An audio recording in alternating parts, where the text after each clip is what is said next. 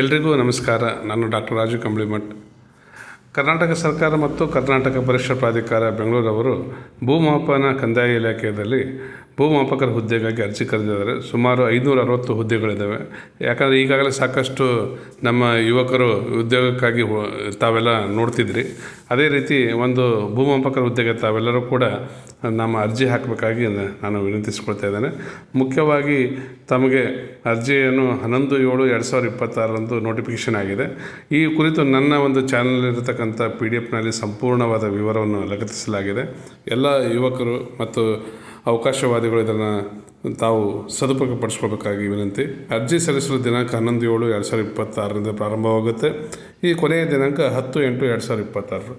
ಹೀಗಾಗಿ ತಾವೆಲ್ಲರೂ ಕೂಡ ನನ್ನ ಒಂದು ಚಾನಲ್ಗೆ ಸಪೋರ್ಟ್ ಮಾಡಿ, ಲೈಕ್ ಮಾಡಿ ಮತ್ತು ಶೇರ್ ಮಾಡಿ. ಇನ್ನೂ ಹೆಚ್ಚಿನ ವಿಡಿಯೋಗಳನ್ನು ತಮ್ಮ ಮುಂದೆ ತರಲಿಕ್ಕೆ ನಾನು ಪ್ರಯತ್ನ ಮಾಡ್ತಾ ಇದ್ದೀನಿ. ಯಾಕಂದರೆ ಬಹಳ ದಿನಗಳ ನಂತರ ತಮ್ಮ ಮುಂದೆ ನಾನು ಬರ್ತಾ ಇದ್ದೀನಿ. ಇನ್ನು ಮುಂದೆ ಕಂಟಿನ್ಯೂ ಆಗಿ ತಮ್ಮ ಒಳ್ಳೊಳ್ಳೆ ವಿಷಯಗಳೊಂದಿಗೆ ತಮ್ಮ ಹತ್ರ ಬರ್ತೀನಿ. ಧನ್ಯವಾದಗಳು.